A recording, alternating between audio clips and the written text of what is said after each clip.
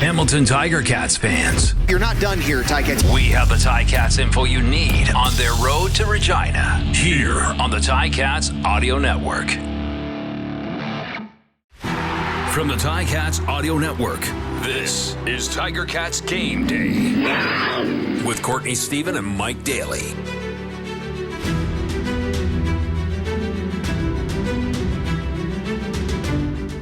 What's going on, everybody? Welcome to Tiger Cats Game Day on the Ticats Audio Network. My name is Courtney Stephen, and on this playoff edition, East Semifinals, I am joined by my partner, Luke Tasker. And Luke, today it's what they've all been waiting for. When the team started the season, how we know that they did, and how they finished so strong. The record 8-10. Every win was absolutely earned, but right now, quite literally, everybody is back to 0 wins, 0 losses. It's a new season. What is the mindset of a pro football player who just went through 18 games and now they are in the knockout rounds? What is the vibe today in the locker room in Montreal? Man, it is just the absolute most fun time of a football player's life. To enter the playoffs, to have earned that, and now be able to go to Montreal, a wonderful city, in a tough place to win football games, but just an incredible football experience, and to be able to go there. This is the best. It is the best, man. Like, I'm so just, I remember being told by a retired football player when I was in college, a teammate of my dad's, who said, I never miss playing except for when the playoffs start. And when the playoffs start, then I really wish that I was, back on a team and part of that. And that's true, man. This is the best. And it's exciting. You've earned a spot here. There's 3 teams whose seasons are done, and you're not one of them. And you get a chance to go win the Grey Cup. And just almost a vibrating energy of excitement on the morning of a playoff game when you're getting ready to go to that locker room. On game days, when you're playing away, it's definitely different than playing at home. Different advantages, different experience. This one is a 1 p.m. kickoff at Percival Molson, 9-9 in the regular season. The Montreal Alouettes, they took the season series against the Ticats 2-1, but the games were close. They were exciting. All of them settled by 1 score or less. When you're going into a game like this, it's a big game. Do you have routines that you would have at home, or different routines that you would have on the road, specifically in Montreal? Yeah, I loved having a routine that was specific to the cities, right? Because it's part of our CFL experience to go to each of these places, and there's only 9 teams, so you can kind of get used to each of the away cities. In Montreal, now here's the thing. Let me speak just from my Montreal experiences in general, but then we also have to talk, Courtney, of course, about the 1 p.m. start, because that changes everything. But for Montreal, you got to go on a walk. We always stayed right downtown. The city's beautiful. You can walk through the main street, and that big cathedral that was right next to our hotel all the time. I mean, it's just a beautiful city to take a walk around, and a great time of year. The unfortunate thing for that tradition, or for that game day ritual, is the 1 p.m. start. And I kind of do say unfortunate on purpose. 1 p.m. is tough for me. You get up and you just have to, you're going right away. You can't exactly, slow yourself into the day for a 1 p.m. start. You're going to get to the stadium at 10 a.m. at the latest, right? And start prepping for your role. So you got to get up and eat and get going for 1 p.m. In fact, my favorite kickoff time, Courtney, was a 4 p.m. game. You still get to see your family or hang out with the teammates afterwards. The game's ending at 7 p.m. But as opposed to the 1 p.m. start, you don't have to get up and just sprint out of your hotel room. So I was a big fan of the 4 p.m.s, and you don't get very many in a season. But yeah, for this 1 p.m. game, you got to get up and take a shower and start getting warmed up there pretty quick. Yeah, I'm right there with you. I was not a fan of the 1 p.m.s, but as a football fan, you gotta love it when you don't have to wait all day to get the front end of that doubleheader. Oh, yeah. So the Ticats fans, you have won the playoff lottery. You get a chance to be first to watch your favorite team play, and they will play against the Montreal Alouettes, who this year they put on a great show. And before we talk about the players and the lineups, what we always do, I think it's important that we talk about the man who's at the front of the room, Coach Rolando Steinauer. He's coached 50 games now as a head coach, 31-19, and this season specifically, there's been a ton of ups and downs. They've had rough patches, they've had great streaks, and they started the year in such a way where they needed that leadership to galvanize them and bring them together. They say that straight roads don't make skilled drivers, and right now Orlando Steinauer's got to be about as skilled a driver as anybody in the CFL.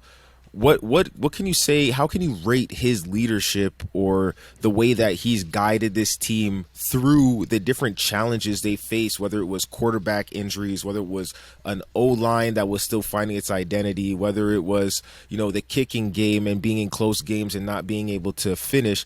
How do you rate his ability to galvanize this team, bring them together, and get them to the point where they finish the year about as hot as anybody?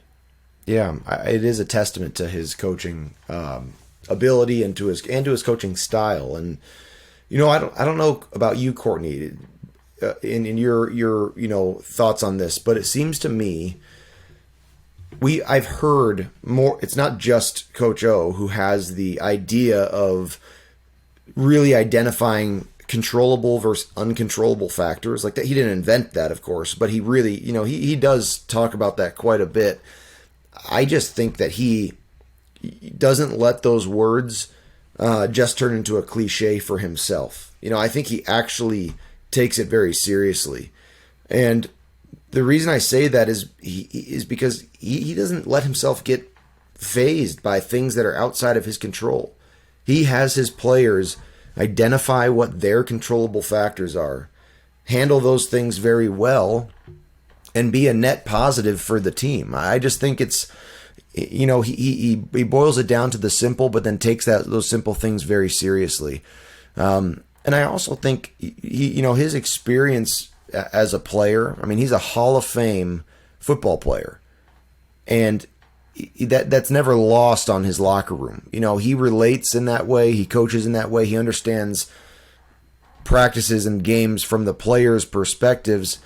And he's just excellent at forming a culture where guys respect and trust him, because I would imagine that's the way he was as a player, and he takes it into his coaching style. And I just found it to be, as a player in his locker room, I found it to be, you felt like you were understood, as in your hardships as a player, whether it was injuries or struggles, on the field or whatever. You felt like Coach O understood those things. He was really, empathetic in that way, and he just has a great ability to energize a locker room. There's something about the way that he handled the struggles of the 2022 season. He did that expertly. Like you said, it was not a straight road for them. They had to navigate a lot of different things, and to end up 5-1 in their last sixth of the season, that's a testament to what we're talking about with Coach O, and his ability to help his team find themselves. Right, and that schedule was not a gimme by any stretch. But one thing that we did know at the end of the year was how important what his philosophy is, the big guys up front, offense and defense, how much they make an impact on the rest of the game.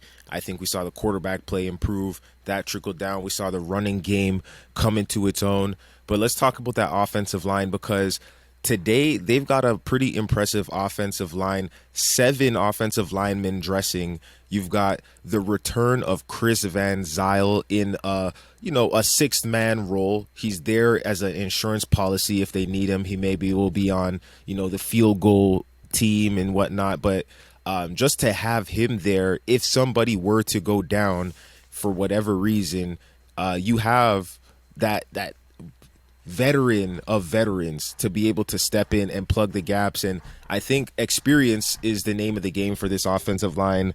Between David Beard, Colin Kelly, and Brandon Revenberg, the three of them combined for 20 years experience, 298 games. For the offensive line, which is the anchor of that offense, how much does experience alone, I'm not even talking about anything else, chemistry, whatever, because they obviously have that as well, but just having experience, how valuable is that at this time of the year? It's huge, man, and I just can't speak highly enough about the impact that David Beard had when he showed up in the Ticats. Well into this season. I mean, he did not get training camp. He didn't get the summer months of football. He came in and started making a difference right away. Of course, Brandon Revenberg, is sort of the anchor of that unit, and it's amazing how healthy he's been able to stay throughout his career. And he just continues to make an impact. But that group has really come around, because that in the first game of this season, they let up 8 sacks for that same offensive line unit. I mean, 8 sacks in that game, and it was looking like, wow, they've got some substantial issues that they've got to figure out. And sure enough, as the seasons went on, they have really flipped that around. I mean, they've been unbelievable protecting the quarterback in the last sixth of the season. And then West Hill's presence in the increase of the run game is very much so a part of their effort as well. And so, I mean, the Ticats making the playoffs, in my mind, I think about the defense. Their defense has been spectacular at times. I mean, unbelievably just timely with big plays. Sure, tackling. The quarterback rush has been great. And then from there, I think about the offensive line. That's the nature of this team, and what they've become is a great offensive line and a great defense. And as this offense has struggled with injuries and mix-ups and mistakes and turnovers, they've had a chance to recover from those things because of their offensive line and their defense in the second half of the season. And you never know if we see some really good Ticat quarterback play, and we might see multiple quarterbacks in this playoff stretch. If we see that, the Ticats could arguably be the best team in the playoffs. Absolutely. And you spoke about West Hills. Before we get to the quarterbacks, which is definitely something I want to talk to you about, West Hills definitely, undoubtedly, clearly made a difference when he stepped into the game with his run style. It was a change of pace. It was something that was hard for other teams to be prepared for, because the way that he totes the rock is just, it's different. It's not the style of what the Ticats offense had been bringing for a long time. So you might not have had that expectation when he stepped into the game, but he made a difference, finishing the year with over 380 yards on just under 70 carries. But I think there's been another X factor that we've talked about and we've recognized, but huge impact, which can't be overstated. Sean Thomas Erlington had a career year, both receiving. He had 216 yards, which is a career high for him, but rushing the ball, 371 yards. As far as running backs with 50-plus carries in the CFL, he leads in yards per carry with 7 yards per carry on the year. He only has 1 touchdown, but he has 5 rushes of over 20 yards.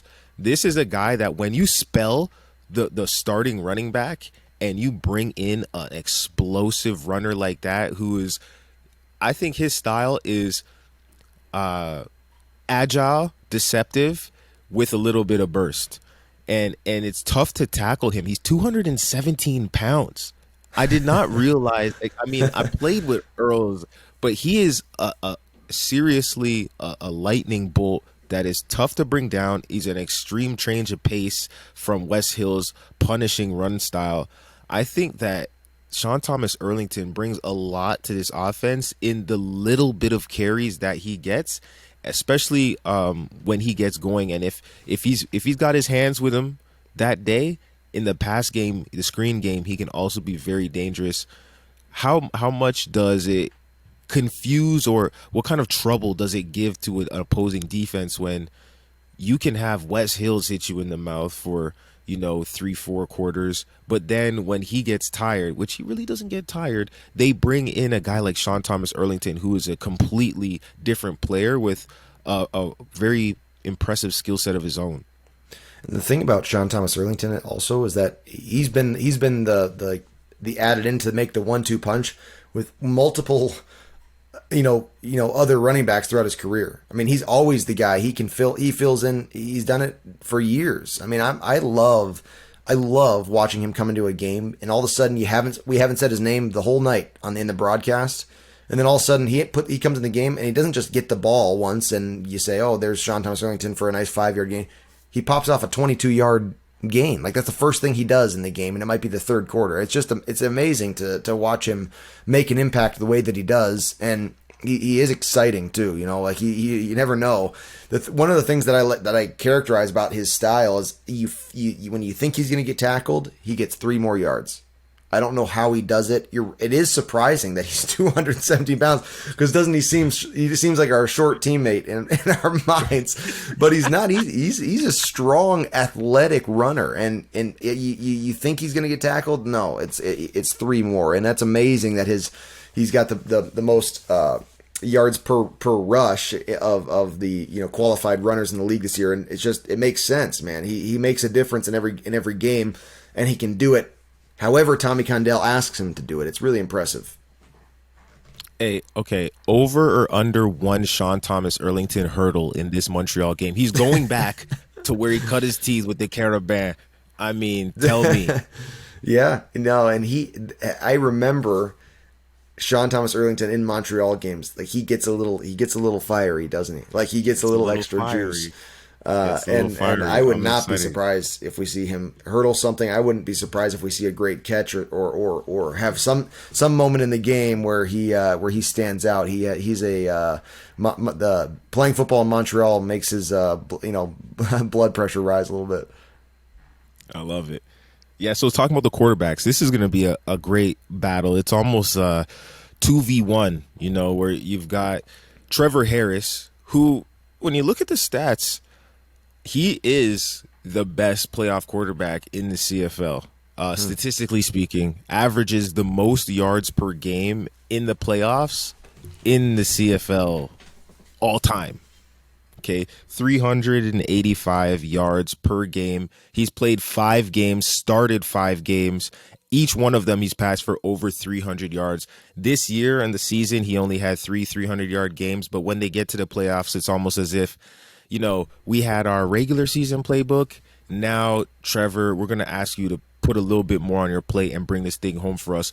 He tends to take responsibility in those games that are closer, that mean more. He's going to keep the ball in his hands. But that doesn't mean that he's a gunslinger and he's stretching the field every play. He's very responsible, passes for about 71% completion percentage this season. A guy who finds a check down, who's not afraid to just dink and dunk all the way down the field until he gets within striking distance. And then he's going to Eugene Lewis, especially with Reggie White Jr. being ruled out for this game. There's one primary weapon in his receiving core. He's found him for 1,300 yards this year, Eugene Lewis. A career year for Eugene Lewis. But as a quarterback battle here, what makes Trevor Harris so dangerous in the CFL? A guy who's won championships and a guy who's been successful in multiple places. What makes him dangerous as a quarterback? I have always thought of Trevor Harris that he'll be as patient as you could possibly imagine. The game will just progress, and he's not making mistakes, but also not throwing touchdown passes. But he's, like you said, he's checking down and Oscar route and curl route behind the will linebacker, and just like, okay, just your sort of your standard move the chains type of offense. And then all of a sudden, he's been patient for 3 quarters, and then they'll put a drive together where they start pushing the ball down the field, and you don't know where it came from. He's not trying to force things in the first half of a game where he risks making a mistake. He's just patient, man. It's a great mark of a quarterback who's going to win playoff games is the ability to control the game in the sense that you're just taking what comes from it, and not making a costly mistake, You're just operating your offense until the time comes, and inevitably it has for him, where you see him late in games start to put together 80-yard drives to score touchdowns in the fourth quarter. That's one thing that's what's a thought on my mind, Courtney, that the Ticats, the fourth quarters were such a problem early in the year, and they have improved on that. In the playoffs, you got to win that fourth quarter. When everything's on the line, any opponent, whether they're winning or losing, that fourth quarter, is gonna be a battle on its own, a game inside of a game. I think the Ticats have got to continue that streak of changing that stat that they struggled with and really dominate this fourth quarter and not let Trevor Harris do, what he's done so many times and put together those long drives. Yeah, and Dane Evans and Matt Schultz will combine at some point in time. I do expect to see both of them because that wouldn't be anything new. Matt Schultz is a guy who I've gained a lot of confidence in. He also has Montreal ties. He played there for most of his career. And the same way that Chris Van Zyl gives you a little bit of assurance if anything were to happen, somebody who's willing and able, who's done it before, can step in and deliver. I feel the same way about Matt Schultz. Matt Schultz he's a pro. And when he's been called on this year, he did his thing. There was times when I felt like he gave a lift to the receiving core, and it was almost, like a fresh set of eyes that allowed some other guys to get involved and get going. But Dane Evans, when Dane is healthy and he's at his best, he is dangerous. He is mobile. He can throw the ball from in the pocket. He can throw it on the run. He can make the throws across the field, down the field. I think at times this year, I've wondered if Dane was playing injured because, the deep ball that he is really, I think, known for throwing, there was times in the year when he was having trouble with it. And then there was times in the year where it was clicking and it was automatic and it looked like a laser beam. And that's when he is very, very dangerous. When he could put the ball in the air 40, 45 yards, because he's got weapons that have speed. In order to take advantage of speed, it takes timing and it takes arm strength. If Dane looks fully healthy in this one, which I don't know if anybody's truly fully healthy at this point in the year, but if his arm strength is there in this one, Montreal is going to be in for a long day. Now, on the contrary, if Dane isn't feeling 100%, and if the magic of modern medicine isn't able to help him get there mentally, then I do think you see a little bit more of that 1-2 punch with him and Matt Schultz, just to add some deception, add some smoke and mirrors, so that the Montreal defense is on their heels a little bit more. How do you include two quarterbacks into a game plan in a playoff as opposed to, first few weeks of the regular season? How do you think Tommy is approaching this one from an offensive strategy standpoint? Well, early in the season, you maybe allow yourself a little bit of breathing room to quote, try some things out. Not really. You got to win football games. There's not, after camp and preseason ends, you can't do it so much, but you want to see both guys. It's the playoffs, man. There's no testing or trying. Whichever quarterback, due to health probably, whichever quarterback on a given drive or as the game progresses, whichever one gives them the best chance of winning or scoring on that drive, they're going to have to do that. There's no more protecting or saving, or you can't have hindsight bias here, right? You've got to put the guy in that gives you the best chance to score on any given drive. I think it seems like a really, really hard thing for me as an offensive coordinator. I don't know how you operate with two. In my mind, I'm you decide in the week of practice and make it and go for it. And that's not the way that this team has functioned. I mean, they actually use both in games, and I was really impressed in the home Tim Hortons Field Ottawa game. Matt Schultz came in, Dane slid and seemingly did something with his throwing hand, right? Matt Schultz came in, and that's a tough thing for a quarterback. You were just on the sidelines with a baseball hat on, right? With the headsets on, and then the very next play, something happened, and you're in there, and there's these D lines in CFL coming to tackle you. You've got to read this defense. It's all of a sudden you got to wake up like that.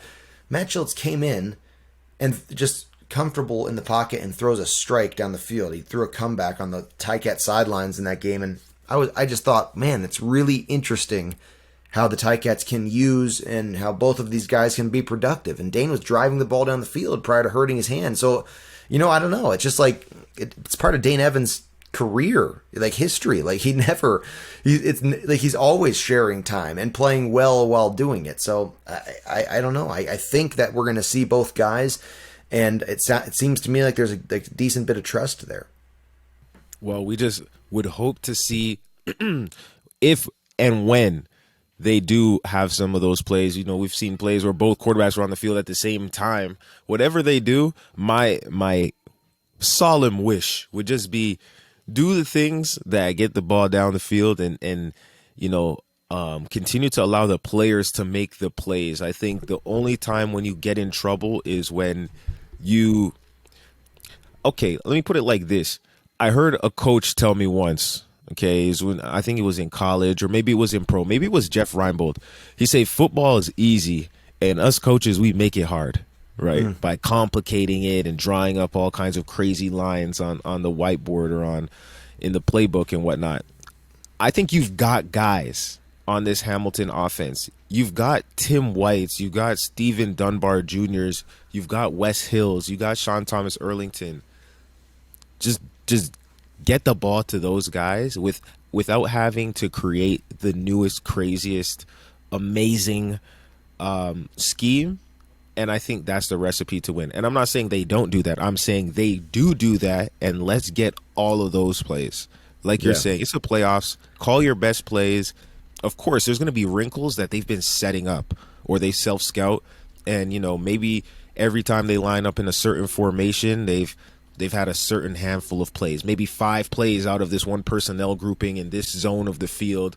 And, you work off of that and you maybe throw a wrinkle in there that's going to get you that first down when you really, truly need it on 3rd and 5.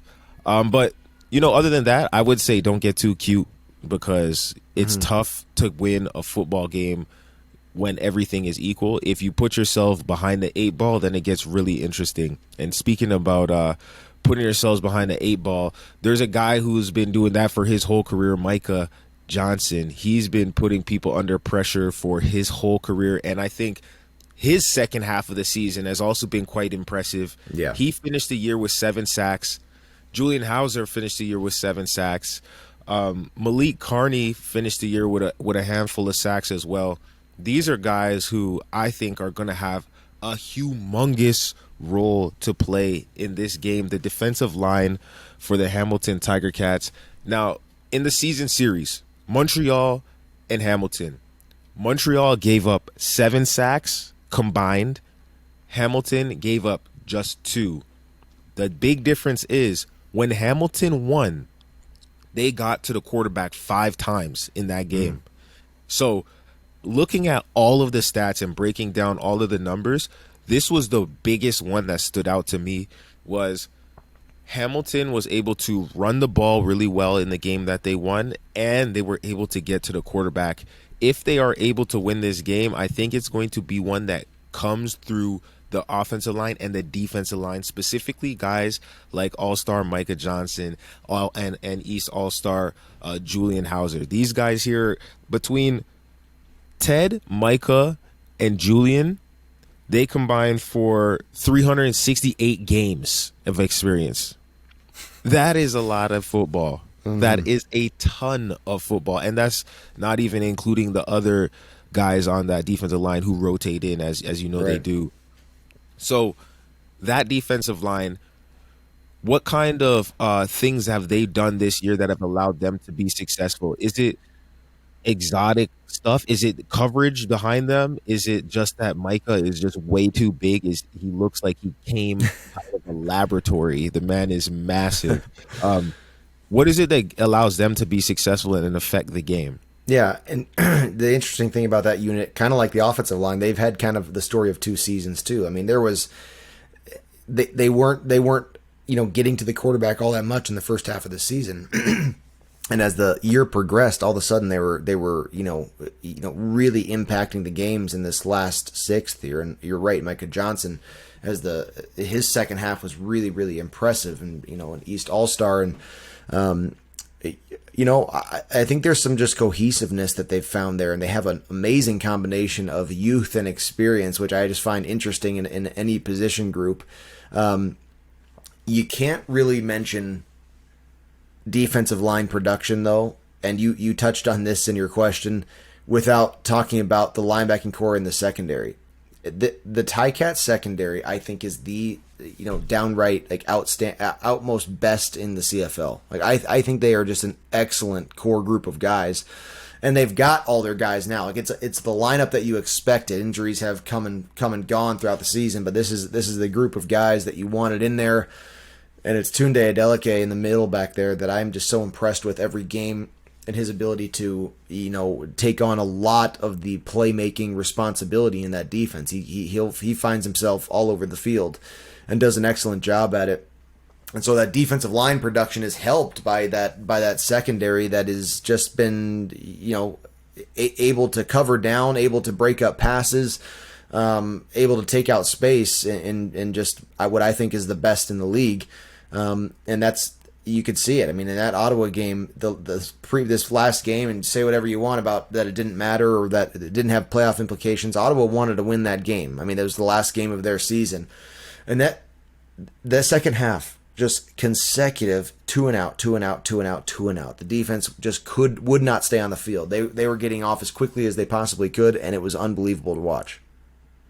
And that secondary led the team to 16 interceptions. Now, I know 2 of those interceptions came from what Mike Daly called the best coverage defensive end in the league. Julian Hauser had 2 picks. But outside of that secondary, they were responsible for 2 touchdowns. Richard Leonard, in his outstanding game they played in Calgary, he had a pick 6, and then Jamal Rowe also had a pick 6 against Toronto earlier in the season. But that back end does a lot to keep games close. They don't really give up the big one and just allow opponents to strike from a very far distance. They limit the explosions, and for a defensive back group, they tackle extremely well. You can tell it's something that they work on, and it's something that they coach a lot. So I would be very excited to watch this battle, because a guy like Eugene Lewis, you want to see receivers who can go up and catch the ball up high. And then a guy like Jamal Rowe, who's a physical corner who plays man-to-man coverage, and he's going to get his, those are actually the most exciting for me, a defensive back. Those are some of the most exciting battles to watch in the game. And then even in the special teams column, their biggest contributors on special teams is a defensive back. Stavros Katsantonis has 20 special teams tackles on the year. The next closest, Vashawn Joseph, he has 10. So Stavros has been making an outstanding contribution in the role that he's gotten. We know that he has playmaking ability if he is to get in some type of long distance package as well. There's confidence there, and the coaches believe in him. So this defensive back group, which is tied at the hip a little bit with that defensive line, I think they're going to do outstanding this game. It's a big pressure situation, and with a team that has a quarterback that likes to put the ball up in the air, those are the 2 groups who will be important to watch. Now, I would say one more thing as we're getting closer to the end here. Obviously, Seth Small, we know that he's been phenomenal. We've been a part of some games against Montreal where missed field goals have been very critical in the outcome of the game. I remember playing in Guelph in 2013. It was, I think it was both our CFL rookie seasons. And there was a field goal that was, for all intents and purposes, it was good, but Mother Nature had other plans, and the wind was so strong that it actually, the aim was true, but the power wasn't enough to overcome the gust of wind. And Speedy B caught that ball, that missed field goal, and took that and ran that thing all the way to the other end of the field. So, there's games that are defined by one big play here or there, and typically if you have a huge play on special teams, that can be the one play that defines a game or that people remember a game for. Lawrence Woods III undoubtedly made a great impact when he was on the field. Do you think that who is also a great special teams tackling player, I think he finished the year with about 7 tackling. But as a return game goes, does Lawrence Woods have what it takes to break this game open and really put the team on his shoulders and set them up in a position to win? He absolutely has what it takes. Like, the opportunity, needs to come. I can't get it out of my head about in the Calgary game before Dane Evans made a last-minute drive to win the game down the field with Tim White. That drive started with a Lawrence Woods return. And prior to taking the field, Dane Evans shared with us that Lawrence Woods looked at Dane and said, "I'm going to get you guys to the center line, to the middle of the field," and then received the kickoff and did that. Returned the ball to the center line after telling Dane that he would. That is a playmaker, like somebody who just decides to make up their mind and make a difference in the game. So the answer to the question of today of the playoff game, he has what it takes to make the difference, and the opportunities have to come, the blocking, the scheme, all of that. But he'll take advantage of them when they do come, and I will not be surprised. That was Speedy B, man. Like, in the big games, he was gonna make a return happen, and Lawrence Woods has that as well. And I wouldn't be surprised if we see him impact the game. Man, it's just exciting to watch. It definitely makes that ticket worth the price of admission to go and see a show like that. Chandler Worthy on the other side, he also is a great explosive player, and I'm sure that they will be accounting for him. But enough about Montreal. Luke, as we're getting to the end, tell me what kind of matchups you're going to be focused in on. There's always the battle within the battle, the game inside the game. Who are going to be the 2 players or the 2 units that you're going to be looking at? Or who is the one person who has an opportunity to make the biggest difference and swing the pendulum in favor of his team today? Who are you going to be putting the ISO cam on? Well, I'm always going to be focused on the quarterback situation in Hamilton because it's just been a good storyline all year, and so I want to see how Dane Evans comes out here and operates this game. One thing that I'm going to be really keen on during the broadcast is which offensive line is giving their quarterback time. So in a sense, offensive line versus offensive line, if you want to say that like that, as the game progresses, and to see which unit is giving up the sacks. And we talked about that Hamilton rush and their dominance in the last half of the season here. If they can make Trevor Harris's life uneasy and uncomfortable, that's going to make a difference in the game. Here's an interesting one in relation to Lawrence Woods as well. You've got Blake Hayes is coming in as the punter for the Ticats for the playoffs. Punted in the Ottawa game, and all of a sudden he's the guy now. And Damagala is gonna not suit up to take the punts for this game, and that was a decision that the coaching staff made going into this. And the kicking game in the playoffs it is never meaningless. There's going to be field goals and punts that impact the game, and returners that make a difference. And so I'll be very interested to see who's winning the battle of field position, who has the ability to flip the field in the punting game, and which returners can make an impactful, explosive return. Okay, and I think this is an important learning opportunity for the casual fan. We know what a good field goal looks like because it goes between the uprights. But what is a great punt? Because that's a great question. Some people think you just boom it as far as you can, but that can actually end up haunting you. What does a great punt actually look like? I love that, and I want to hear your answer too because of the impact that you made on all the teams that we were a part of in the kicking game.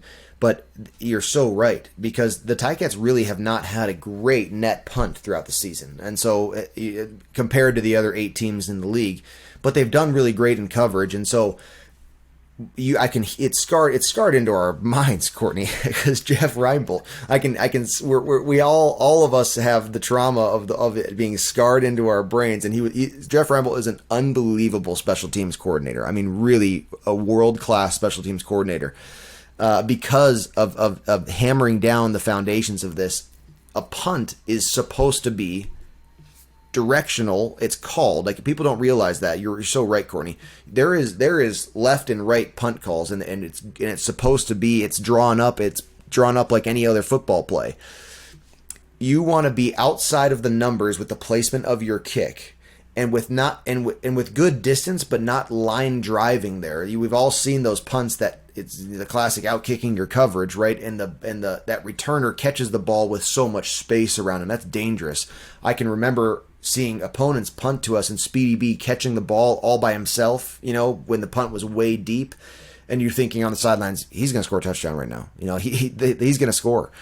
And so that punter has an unbelievable responsibility it'll happen throughout the season when he called left punt, and all those gunners, all the punt team rushing down and netting the field to cover down that kick are going towards that left punt, but the punter mishits it, and that ball gets put into the middle of the field or towards the right hash.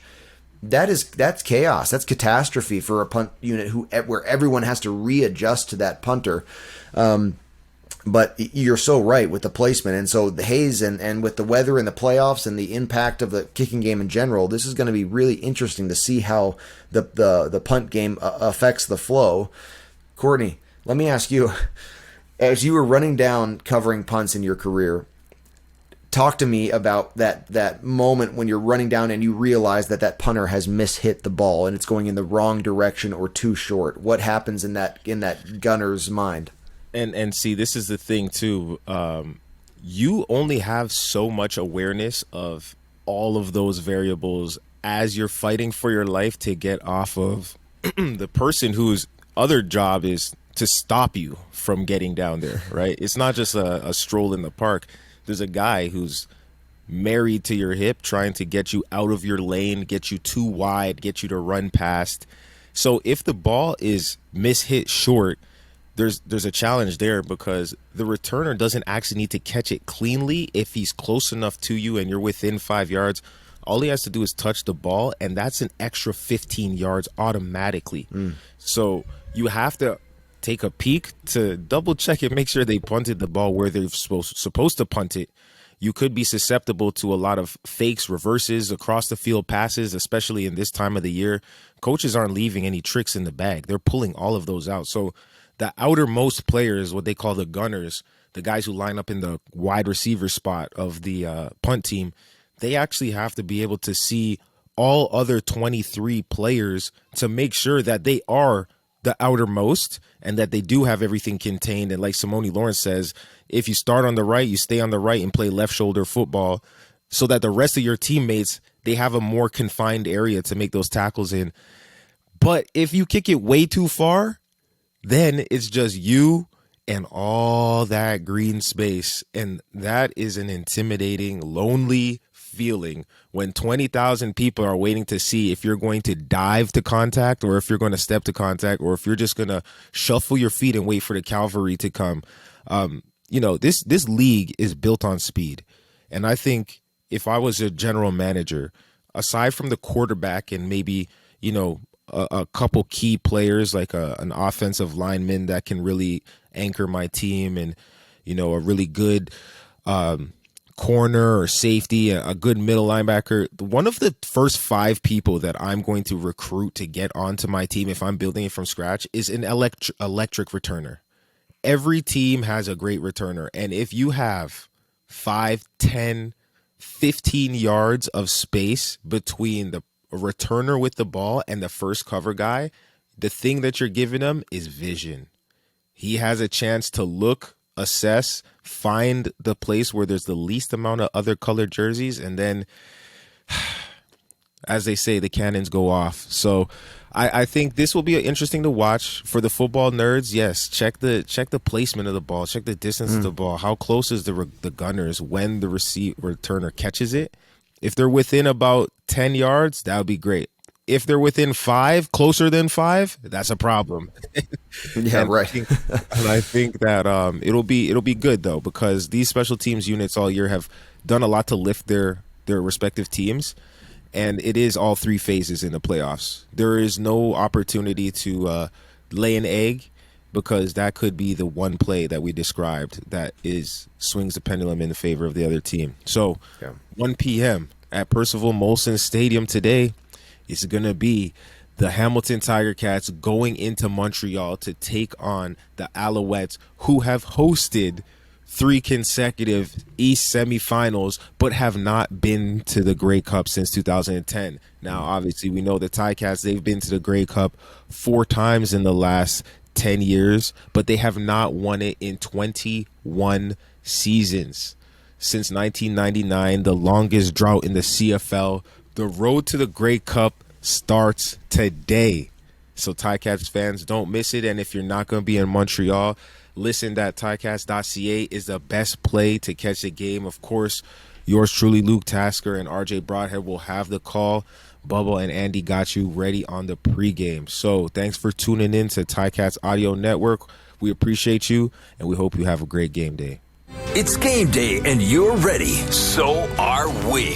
Let us know your thoughts. Email us at gameday@ticats.ca. Courtney, Stephen, and Mike Daly are here every game day with their insights into today's game. Subscribe to the Ticats Audio Network on Spotify or wherever you get your podcasts.